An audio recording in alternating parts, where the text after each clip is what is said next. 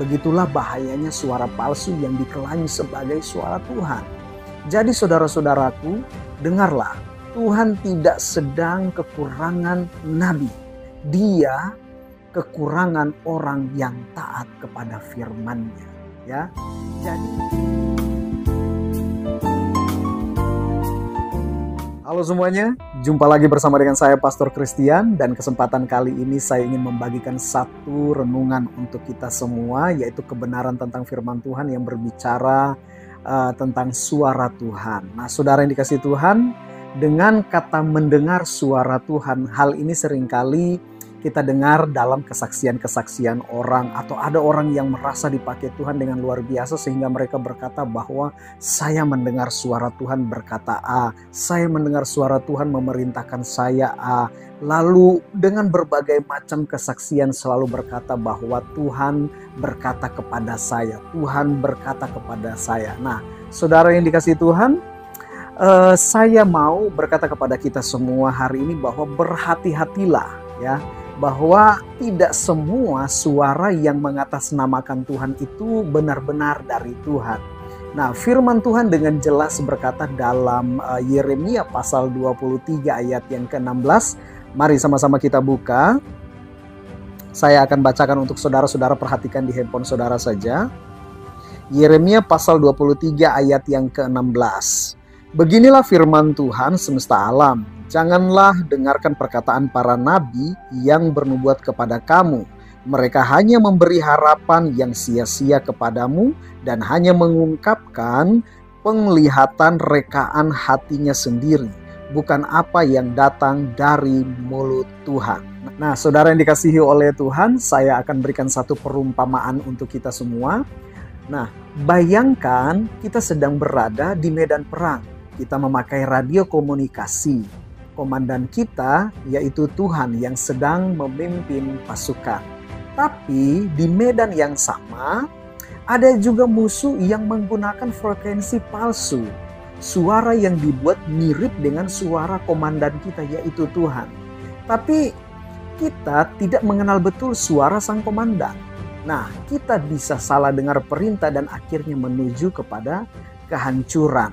Nah, begitu juga hari-hari ini banyak orang mengaku mendengar suara Tuhan, padahal mereka hanya mendengar gema isi hati mereka sendiri. Mereka berkata, aku mendapat penglihatan, aku mendapat pesan. Tapi sesungguhnya itu hanyalah fata morgana spiritual, bukan wahyu sejati. Jadi saudara-saudara yang dikasihi oleh Tuhan, jangan gampang percaya dengan orang-orang yang berkata mendengar suara Tuhan. Nah, firman Tuhan dalam 1 Yohanes pasal 4 ayat yang pertama memperingatkan bahwa ujilah roh-roh itu, apakah mereka berasal dari Tuhan. Nah, di sini kita perlu menguji setiap orang-orang yang berkata bahwa mereka mendengar suara Tuhan, mendapat penglihatan, mendapat perintah dari Tuhan. Nah, ujilah semua itu apakah benar, ya. Nah, lalu menjadi pertanyaan, mengapa perlu diuji? Karena iblis pun bisa menyamar menjadi malaikat terang. Itu ada dalam 2 Korintus 11 ayat yang ke-14. Dan tidak semuanya wahyu adalah kebenaran. Jadi banyak hanyalah ambisi pribadi yang dibungkus dengan bahasa rohani. Nah, jadi kita harus hati-hati. Nah, saudara yang dikasihi Tuhan, saya ingin saudara-saudara tahu bahwa Tuhan tidak pelin-pelan. Suaranya tidak kabur. Dia tidak berbicara bertentangan dengan firman-Nya. Jika suara itu menyuruhmu untuk melanggar kasih, mengabaikan kekudusan, atau memanipulasi orang lain atas nama Tuhan, maka itu bukan dari Tuhan. Itu suara daging, ya, atau bahkan suara setan. Jadi harus berhati-hati. Nah, analoginya seperti ini, saudara. Suara Tuhan itu seperti mercusuar di tengah badai laut. Dia tidak akan memberi arah yang salah. Tapi kalau kita memalsukan mercusuar, kapal-kapal akan karam. Begitulah bahayanya suara palsu yang diklaim sebagai suara Tuhan. Jadi saudara-saudaraku, dengarlah. Tuhan tidak sedang kekurangan nabi. Dia kekurangan orang yang taat kepada firman-Nya, ya.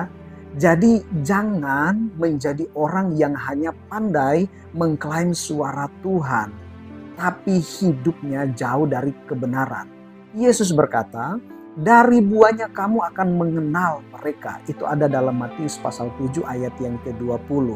Jadi kita juga pun secara pribadi hati-hati ketika mendengar bisikan-bisikan yang ada dalam hati kita. Semuanya itu perlu diuji. Belum tentu itu dari Tuhan. Begitu juga orang-orang yang mengaku-ngaku mendengar suara Tuhan.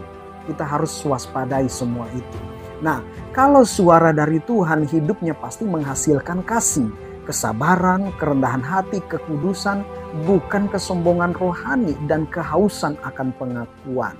Seperti itu saudara yang dikasihi Tuhan. Jadi secara singkatnya, mari kita semuanya untuk kembali kepada firman, bukan ke suara-suara liar.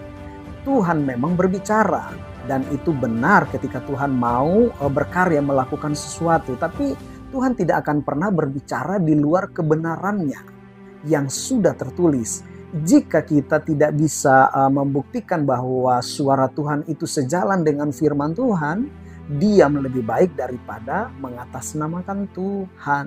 Nah, saudara yang dikasihi Tuhan, mari jadi umat yang mengenal suara Tuhan yang sejati. Bukan hanya dari telinga, tetapi lewat hidup yang diselaraskan dengan firman-Nya. Haleluya, puji Tuhan. Tuhan Yesus memberkati Anda semua. Dan jika Anda terberkati dengan konten ini, jangan lupa bagikan, karena sentuhan jari jempol Anda akan memberkati banyak orang. Puji Tuhan, Tuhan Yesus memberkati Anda semua.